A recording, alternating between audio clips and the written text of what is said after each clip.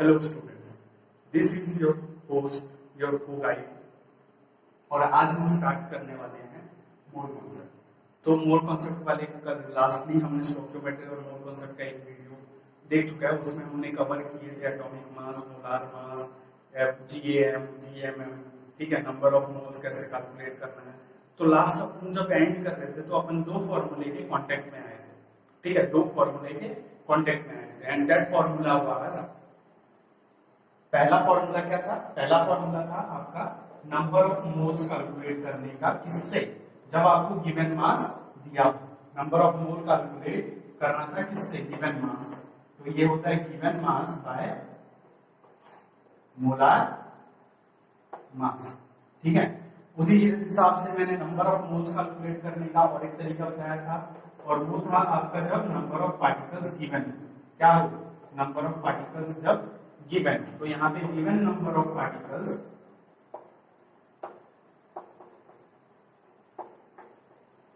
Given number of particles by Na. What was the value of Na? Na is 6.022 into 10 to the power 23 particle. तो यहाँ पे जो particle हम include कर रहे हैं, दिस पार्टिकल, ये जो पार्टिकल है आपका, ये पार्टिकल क्या हो सकता है? एटम हो सकता है, आयन हो सकता है, या मॉलिक्यूल भी हो सकता है। एटम हो सकता है, आयन हो सकता है, या मॉलिक्यूल भी हो सकता है, ठीक है।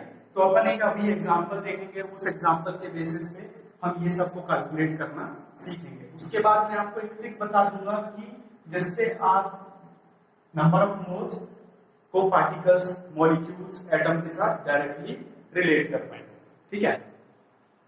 तो चलिए एक एग्जांपल करते हैं। फॉर एग्जांपल कैलकुलेट, एग्जांपल है आपका,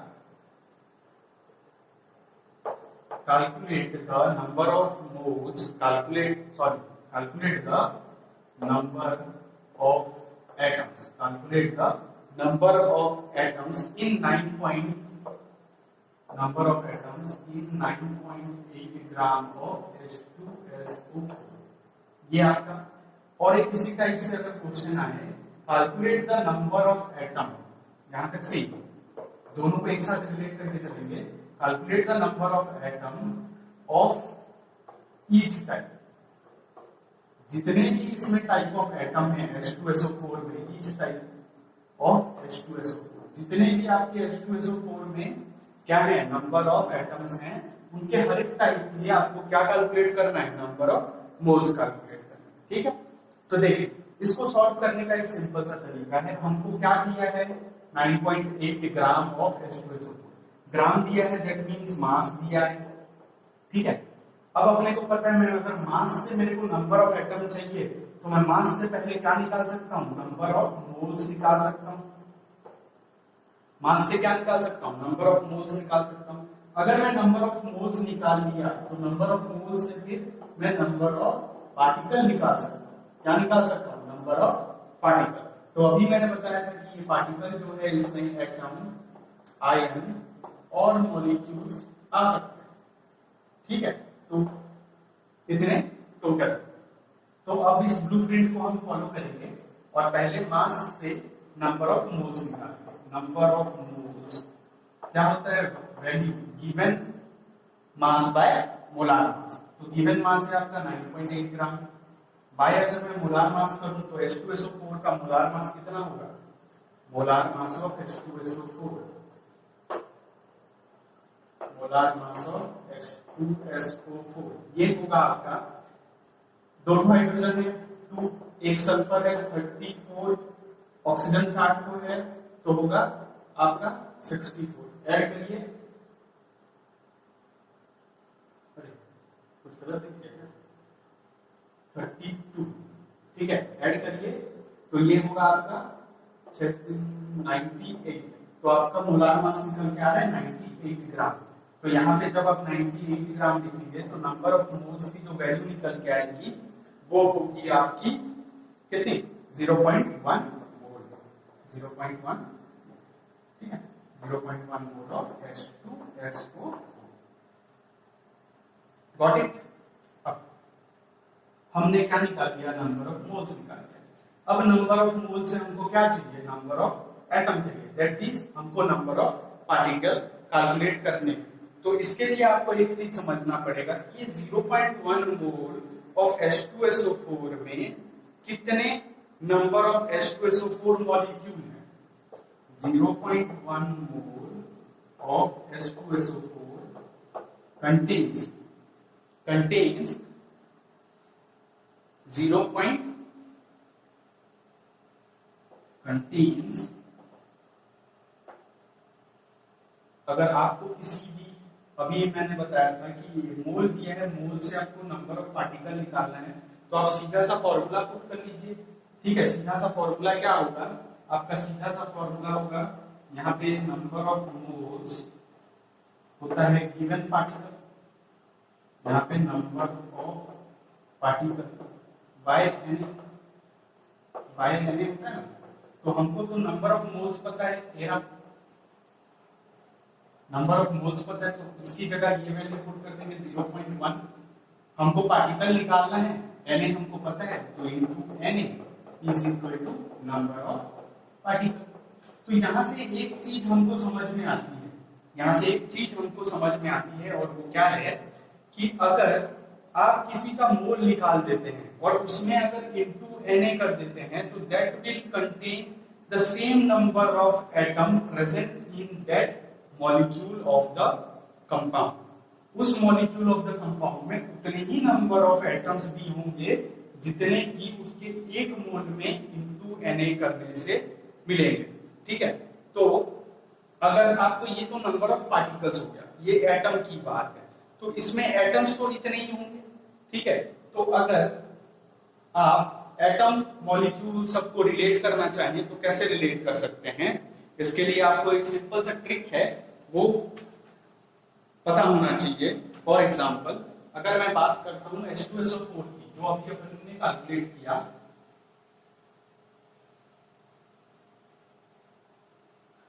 देखिए H2SO4 की, तो यहां पे अगर मैं लिखता हूं 1 मॉलिक्यूल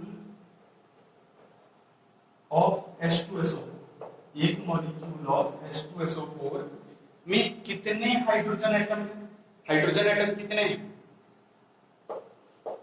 2 हैं, दिख रहे हैं, 2 हाइड्रोजन एटम। इसमें कितने सल्फर एटम है, 1 सल्फर एटम, 1s एटम। इसमें कितने ऑक्सीजन एटम है, 4 ऑक्सीजन एटम। ठीक है, तो अभी हमने देखा जब आपको मॉलिक्यूल दिया है, ठीक है, मॉलिक्यूल का दिया है, अगर आप उसमें Na इंटू कर देते हैं, क्या इंटू कर देते हैं, Na इंटू कर देते हैं, तो 1 into Na molecule of H2SO4, अगर आप मॉलिक्यूल ऑफ H2SO4 में Na इंटू कर देते हैं तो आपको क्या मिल जाते हैं, पार्टिकल्स मिलते हैं। तो अगर यहाँ पे 1 इंटू Na, मतलब एक मॉलिक्यूल में अगर आप एवोगैड्रोस नंबर इंटू कर देंगे तो आपको यहाँ से क्या मिल जाएगा, मोल्स मिल जाएगा। तो 1 मोल ऑफ H2SO4, एक मोल ऑफ H2SO4 मिल जाएगा। तो अब देखिए यहाँ पे 2 इंटू Na हाइड्रोजन एटम होंगे, उसी प्रकार से यहाँ पे 1 इंटू Na सल्फर एटम होंगे, उसी प्रकार से यहाँ पे 4 इंटू Na ऑक्सीजन एटम होंगे। क्लियर? तो देखिए Na इंटू करने से हमको क्या मिलता है, मोल मिलता है। तो जब आप यहाँ पे 2 इंटू Na कर रहे हैं तो ये 2 मोल ऑफ हाइड्रोजन एटम होगा, उसी प्रकार से ये 1 मोल ऑफ सल्फर एटम होगा, उसी प्रकार से ये 4 मोल ऑफ ऑक्सीजन एटम होगा। तो इससे एक चीज पूरी क्लियर है, और वो चीज है कि जितना भी आपको मोल दिया है, जितना भी मोल दिया है, उस मोल में सेम, उस मोल में अगर आप एक एटम का मोल निकालना चाहें तो जितने नंबर ऑफ एटम उसमें प्रेजेंट हैं उतने ही नंबर ऑफ मोल होंगे। ठीक है, अगर मैं बात करूं कि H2, जैसे एक मोल ऑफ, सपोज मैं यहां पे ले लेता हूं 2 मोल ऑफ NaOH, या ऐसे की ले लेते हैं HNO3। ठीक है, तो यहाँ पे अगर 2 मोल ऑफ HNO3 की बात की गई है तो यहाँ पे 2 मोल ऑफ ऑक्सीजन एटम होगा, sorry 2 mole of hydrogen atom होगा। ठीक है, उसी हिसाब से 2 मोल ऑफ नाइट्रोजन एटम होगा, उसी हिसाब से आपका 2 मोल ऑफ 2 इंटू 3 है ना, तो 2 इंटू 3 सॉरी हाँ 2 into 3 mole of oxygen atom भी। तो जैसे जैसे आपका मोल का वैल्यू इंक्रीज करेगा वो मोल के वैल्यू को आपको नंबर ऑफ एटम्स के साथ इनटू कर देना है, आपको सारा मोल्स निकल जाएगा। क्लियर है? अब ये जो था मोल पार्टिकल का रिलेशन, अब इसके अलावा और एक रिलेशन है जो है हमारा किसका, मोल्स का वॉल्यूम ऑफ द गैस के साथ। इसके साथ मोल्स का वॉल्यूम ऑफ द गैस के साथ। तो उसको समझने से पहले हम कुछ चीजें समझ लेते हैं जो कि है आपका आइडियल गैस इक्वेशन। वो जो मोल्स का वैल्यू निकल के आया वो कहां से निकल के आया, ठीक है।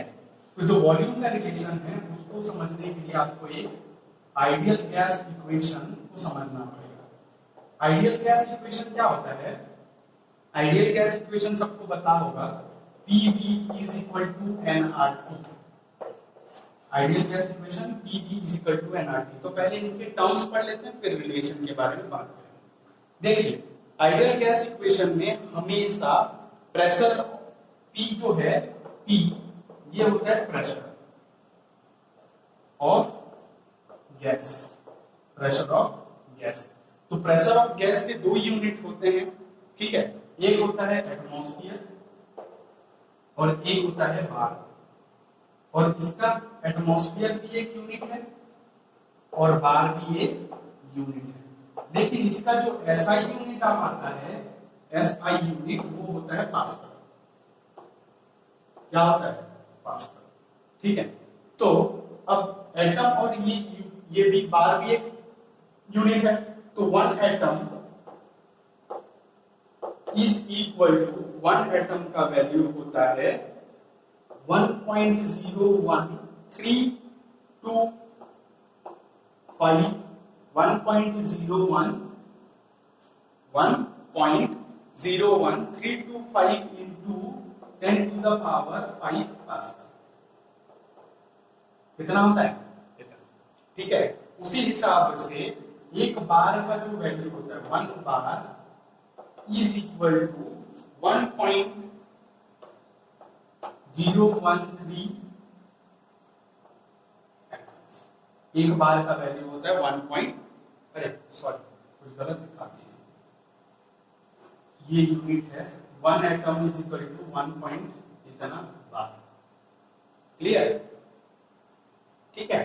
तो इसके बाद आ गया आपका नेक्स्ट टर्म V जो है वो है वॉल्यूम ऑफ गैस। V जो है आपका वॉल्यूम ऑफ गैस होता है। तो वॉल्यूम ऑफ गैस का SI यूनिट होता है metre cube.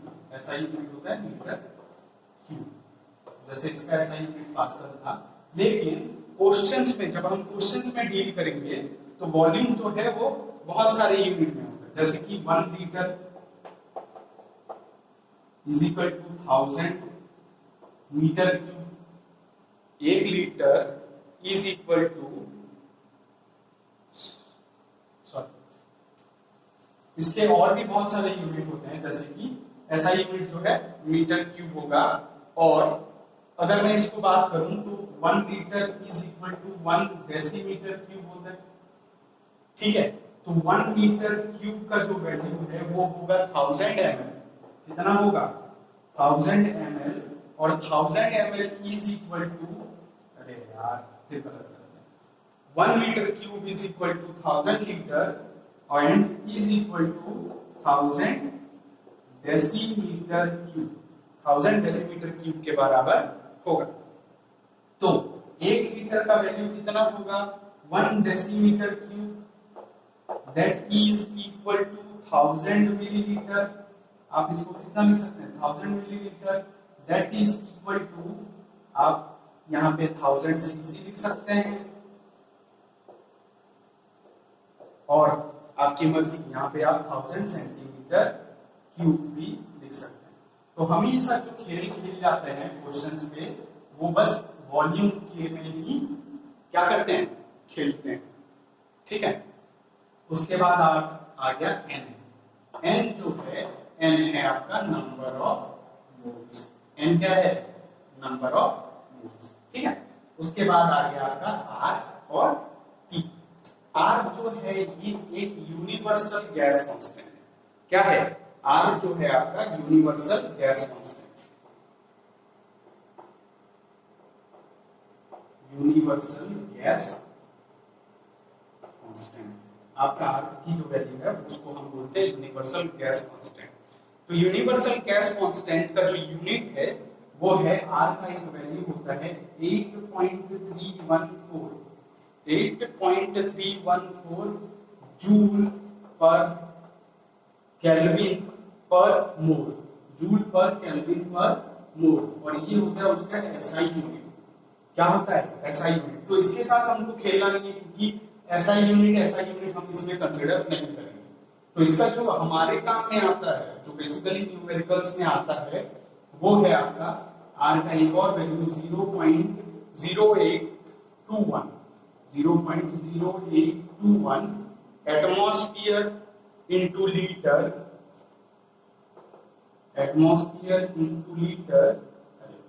Atmosphere into litre पर केल्विन पर मोल। ये यूनिट आपकी बहुत ही ज्यादा इंपॉर्टेंट है। ठीक है, ये और ये। उसके बाद आपको टेम्परेचर के बारे में पता ही है, टेम्परेचर का यूनिट होता है केल्विन। ठीक है, केल्विन होता है सेल्सियस प्लस 273 डिग्री। ठीक है, 1 degree is equal to 1 degree बराबर होता है 273 केल्विन। ये तो आपको पता है। ठीक है, तो इतना था आपके आइडियल गैस के बारे में, सारे के बारे में इंफॉर्मेशन। अब ये आइडियल गैस इक्वेशन से अपन ने कैसे रिलेट किया एन को और वी को, एन और वी, क्योंकि हमारा जो मोल कॉन्सेप्ट में है उसमें हम वॉल्यूम ऑफ गैस के साथ भी क्या कर लेते हैं, डील कर लेते हैं। कभी कभार क्या कर लेते हैं, डील।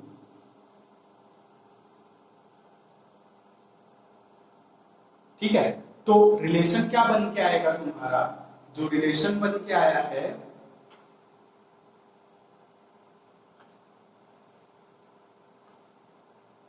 रिलेशन कुछ इस तरह से बन के आएगा। देखो, जब मैं बात करता हूं PV is equal to nRT, तो यहां पे जब हम गैस की बात कर रहे हैं तो उसका प्रेशर क्या होता है, कांस्टेंट। ठीक है, टेम्परेचर क्या होता है, कांस्टेंट। ठीक है, R तो है ही कांस्टेंट। तो अगर ये तीन चीज कांस्टेंट हो गए तो V जो है इज इक्वल टू n हो सकता है, या V is directly proportional to n हो सकता है। V is directly proportional to n हो सकता है। जो आपका जो वैल्यू निकल के आया, अगर मैं वॉल्यूम की बात करूं, तो वॉल्यूम जो यहां से निकल के आएगा, अगर आप इस इक्वेशन से वॉल्यूम कैलकुलेट करना चाहते हैं तो V is equal to nRT by P। Volume का फॉर्मूला ये निकल के आया, और एक रिलेशन निकल के आया कि V किसके ऊपर डिपेंड करता है, N के ऊपर डिपेंड करता है, क्योंकि बाकी सब तो कांस्टेंट है। ठीक है, तो इसमें ये जो वैल्यू है आपका जो 22.4 लीटर, सबके नाम हमने सुना ही होगा, 22.4 लीटर, ये वैल्यू है ओल्ड कन्वेंशन के हिसाब से। किसके हिसाब से, ओल्ड कन्वेंशन के हिसाब से। ये ओल्ड कन्वेंशन क्या होता है, एक्चुअली ओल्ड कन्वेंशन होता क्या है, ओल्ड कन्वेंशन वो है जिसमें हमने pressure is taken as 1 atmosphere. Pressure को कितना दिया जाता है, 1 atmosphere, and temperature is taken as 273 kelvin. Volume का जो रेशियो निकल के आएगा वो 22.4 लीटर कब निकल के आएगा, ओल्ड कन्वेंशन के हिसाब से निकल के आएगा। और उस ओल्ड कन्वेंशन में हमने प्रेशर को फिक्स रखा है 1 एटमॉस्फेयर और टेम्परेचर को फिक्स रखा है 1 केल्विन। उसी हिसाब से 22.7 लीटर निकल के आएगा न्यू कन्वेंशन के हिसाब से। ठीक है, न्यू कन्वेंशन के हिसाब से कितना निकल के आएगा? 22.7 निकल के आएगा। और ये जो 22.7 निकल के आएगा, इसका जो वैल्यू है ये कैसे निकल के आता है? इसमें अपन ने प्रेशर को ले रखा है 1 बार और टेम्परेचर को एनी टेम्परेचर। टेम्परेचर क्या है? Any fixed temperature. ठीक है, न्यू कन्वेंशन के हिसाब से any fixed temperature, any fixed temperature. ठीक है, तो अभी तक यही चलता आ रहा है, ओल्ड कन्वेंशन चलता आ रहा है। अगर बाई चांस कभी क्वेश्चन में ऐसा 22.7 दिया हो तो घबराने का नहीं, उसमें 1 बार का रिलेशन दिया। ठीक है, 1 बार का रिलेशन दिया। तो जब आप इन सब वैल्यू को पुट करते हैं और वैल्यू निकालने की कोशिश करते हैं, तो अगर आपको मोल्स पता है, किसी भी सब्सटेंस के मोल्स पता है, तो मैं सपोज मान लेता हूं, स्टैंडर्ड ले लेते हैं हम। किसका कैलकुलेट कर रहे हैं? Volume of 1 mole of gas. क्या कैलकुलेट करने की कोशिश कर रहे हैं? Volume of 1 mole of gas. ये मिटा दे रहा हूं मैं। अगर इस इक्वेशन से मैं क्या कैलकुलेट करने की कोशिश कर रहा हूं? Volume of 1 mole of gas at STP. STP क्या होता है? Standard temperature and pressure. ये ओल्ड कन्वेंशन होता है। क्या होता है? Old convention. ठीक है, तो देखो एक मोल का अगर मैं निकालने की कोशिश करूं, V1 into R जो है आपका, मैं कितना बताया था? 0.0812 इतना लेने के लिए बोला था। कितना? इतना। और टेम्परेचर, ओल्ड कन्वेंशन के हिसाब से टेम्परेचर हमारा होता है 273। प्रेशर है आपका 1 एटमॉस्फेयर। जब आप इसको सॉल्व करेंगे तो वॉल्यूम निकल के आएगा 22.4 लीटर। उसी तरह से ये ओल्ड कन्वेंशन हो गया। उसी तरह से अगर आप न्यू कन्वेंशंस के लिए निकालते हैं, क्या निकालते हैं? न्यू कन्वेंशंस के लिए निकालते हैं, तो न्यू कन्वेंशंस के लिए सेम वॉल्यूम निकल के आएगा 1। यहां पे भी आर तो सेम ही है 0.0812। प्रेशर, अब यहाँ पे जो टेम्परेचर लिया गया वो आपके ऊपर डिपेंड करता है कि आपको कितना दिया गया है या आप किस टेम्परेचर पे रिएक्शन करा रहे हैं। तो सपोज मैं यहाँ पे भी ले लेता हूँ कि मेरा 273 केल्विन हो भी सकता है या डिग्री सेल्सियस हो सकता है। न्यू कन्वेंशन में it is not mandatory to take the temperature in kelvin, it can be also taken in degree Celsius और इन केल्विन। ठीक है, बाय जो एटमॉस्फेयर है, now it becomes 1 bar, so the volume comes out to be 22.7 litre. Okay, clear? समझ में? तो अब देखते हैं इससे हम वॉल्यूम का क्या रिलेशन, अपना नंबर ऑफ मोल्स कैसे कैलकुलेट कर सकते हैं।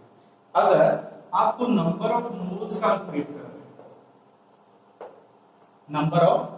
कैलकुलेट करने हैं और आपको वॉल्यूम दिया गया, गिवन वॉल्यूम एट एसटीपी, आपको वॉल्यूम पता है एसटीपी में, तो आप उसको सिंपली क्या कर सकते हैं? 22.4 लीटर से डिवाइड कर सकते हैं। अगर आपको वॉल्यूम दिया है, नंबर ऑफ मोल्स पूछा है, तो आप सिंपली वॉल्यूम को किससे डिवाइड कर दीजिए? 22.4 लीटर से। समझ में आया?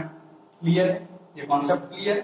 चलिए, अगर किसी को कुछ डाउट होता है तो please ask your doubt in comments and do like, share and subscribe. I really appreciate your subscription, likes and comment. आगे देखते हैं क्या होता है इसके बाद।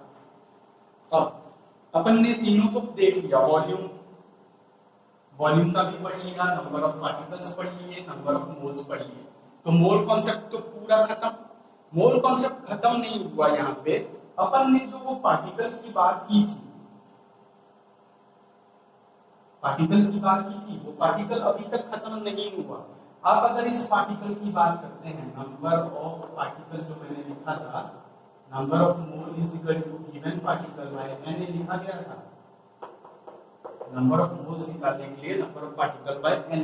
तो ये जो पार्टिकल है, ये पार्टिकल जो है, इसमें एटम्स हो सकते हैं, मॉलिक्यूल्स हो सकते हैं, या आयंस भी हो सकते हैं। तो देखो एटम्स तो हमने देख ली कि भाई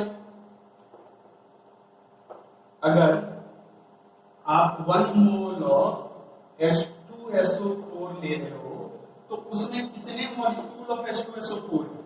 1 मॉलिक्यूल ऑफ H2SO4 है, एक मॉलिक्यूल ऑफ H2SO4 है।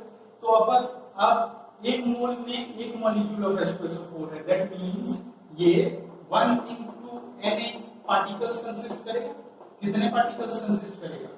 1 into Na पार्टिकल। एक मोल ऑफ H2SO4 में 1 मॉलिक्यूल ऑफ H2SO4, ठीक है। उसी हिसाब से एक मॉलिक्यूल में कितने पार्टिकल हैं? 1 into Na पार्टिकल है। अगर 1 into Na पार्टिकल है, दैट मींस इसके अगर आप रेस्पेक्टिव एटम्स इस पार्टिकल्स में क्या हो सकते हैं? मॉलिक्यूल तो हो नहीं सकता, अब पार्टिकल्स में एटम्स हो सकते हैं या आयंस हो सकते हैं।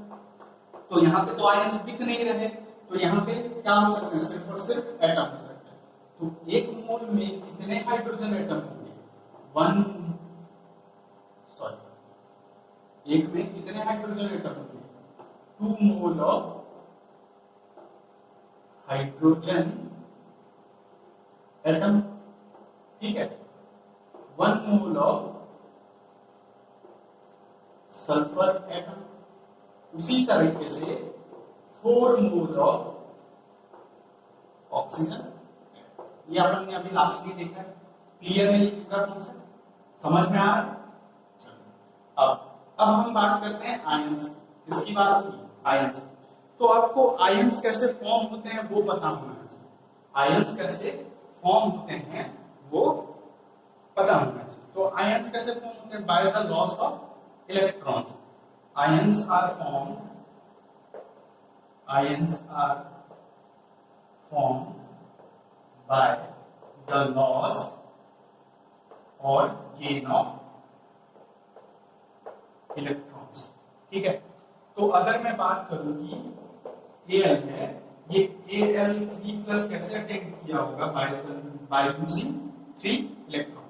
Al will attain Al3+ charge by using 3 electron.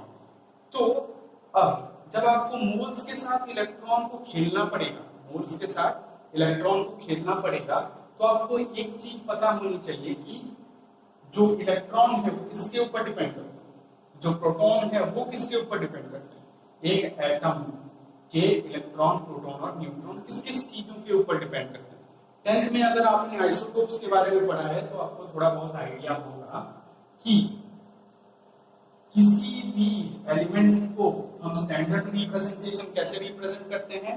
X Z A, where A stand for atomic mass, A stand for atomic mass, Z stand for atomic number, atomic mass and atomic number।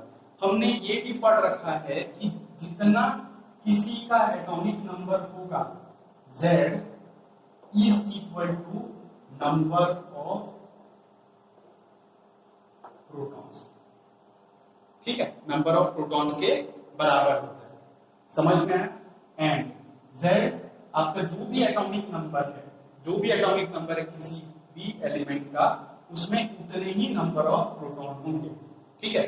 अब तो in neutral atom, ये आपको याद रखना होगा कि सभी case में ये लागू नहीं होता, लेकिन अगर आपका न्यूट्रल एटम है, अगर आपका न्यूट्रल एटम है तो उसका Z का जो नंबर है, एटॉमिक नंबर जितना है, is equal to number of proton and is also equal to number of electron.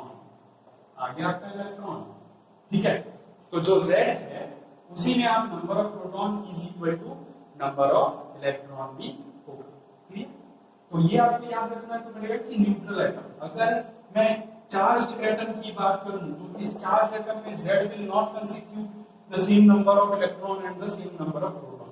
Thereby we can also say that in neutral atom the number of in neutral atom the atomic number also represent the number of proton and also represent the number of electron, thereby leaving only charged species, that is neutrons. that is neutron. So neutron can be calculated by subtracting the atomic number with atomic mass. Neutron will be calculated by subtracting the atomic number by its atomic mass will be equal to number of neutrons.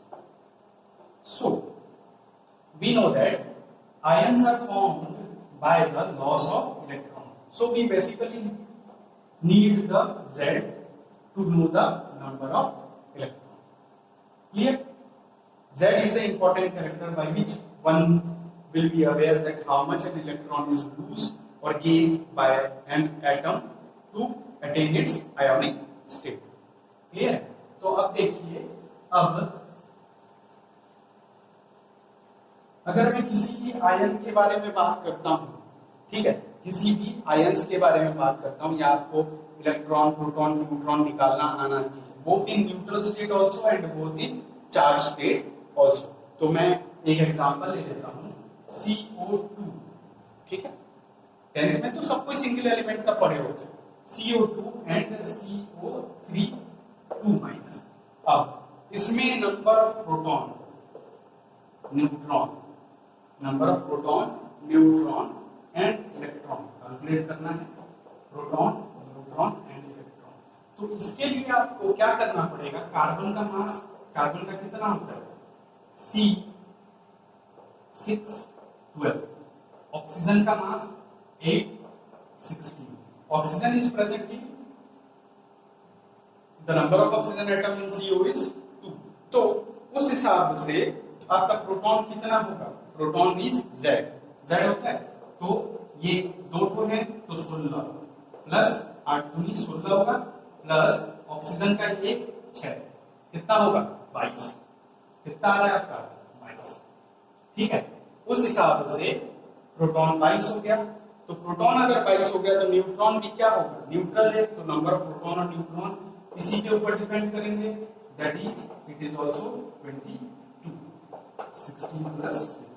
Electron, electron हम कैसे निकाल, अरे sorry भाई साहब गलत हो गया, यहाँ पे न्यूट्रॉन है ना, इलेक्ट्रॉन थोड़ी ना है, इलेक्ट्रॉन नंबर ऑफ प्रोटॉन के बराबर होते हैं, ठीक है। तो 16 plus 6 is equal to 20। Proton का चेक करना पड़ेगा, सॉरी न्यूट्रॉन का चेक करना पड़ेगा, न्यूट्रॉन कैसे निकालते हैं, A माइनस Z से। तो यहाँ पे देखो 6 और यहाँ पे देखो 8, 6 प्लस 8 इंटू 2, 16 प्लस 6 20। क्लियर, समझ में है।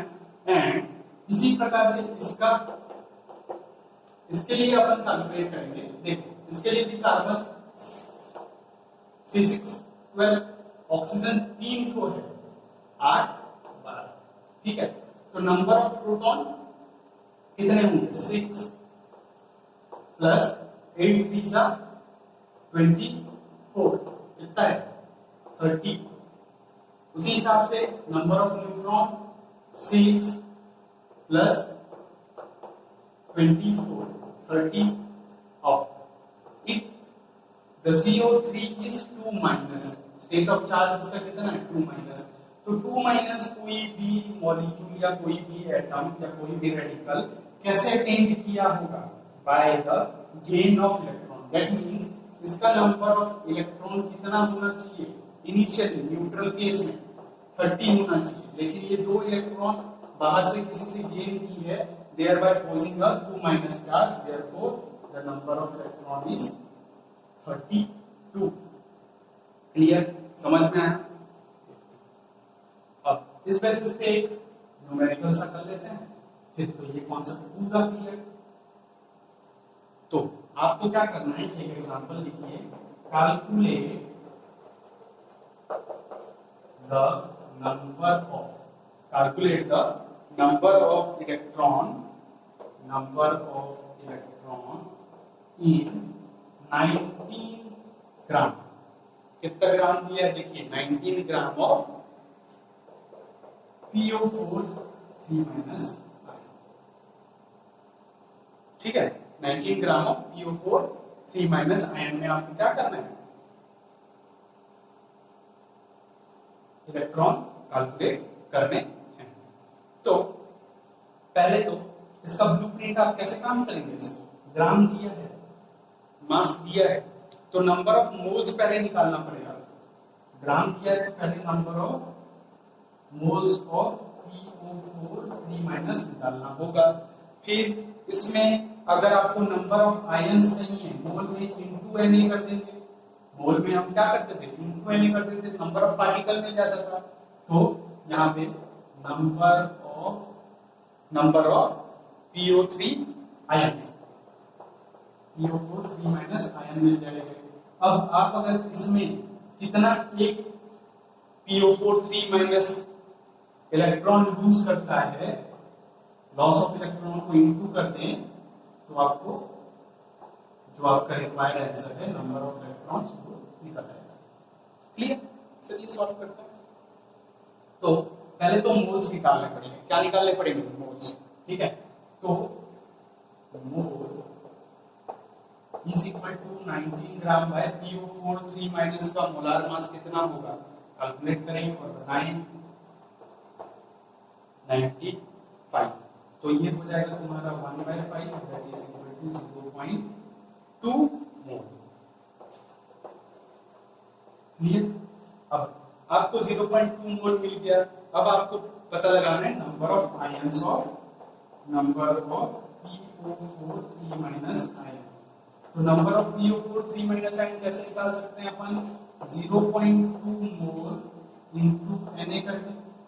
ठीक है, तो आपका नंबर ऑफ PO4- कितना हो गया, सॉरी PO4 3- आयन कितना हो गया, 0.2 इनटू Na।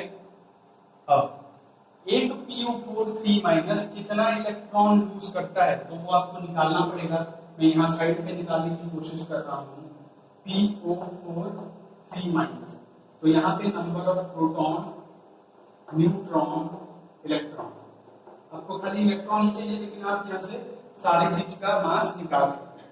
तो फास्फोरस P15, ठीक है, P15 31, ऑक्सीजन 4 है, 8 16, ठीक है। तो प्रोटॉन 15 प्लस 8 इंटू 4 कितना निकल के आएगा आपका, बताइए। 8 4 जा 32, 32 plus 15 which is equal to 747। Clear है? तो नंबर ऑफ न्यूट्रॉन, न्यूट्रॉन क्या होगा 15, अरे 15 नहीं, 31 माइनस 15 16 प्लस 8 इंटू 4 कितना होगा 32, 32 प्लस 16 8 48। तो नंबर ऑफ इलेक्ट्रॉन कैसे निकालते हैं, प्रोटॉन और इलेक्ट्रॉन। तो प्रोटॉन में 47 है टोटल, है कि नहीं, लेकिन ये 3- स्टेट पे है, तो 3- स्टेट के लिए प्लस 3, तो हो जाएगा 50। तो आपका जो नंबर ऑफ इलेक्ट्रॉन है वो कितना है 50। तो 1 PO4 3- loses 1 PO4 3- contains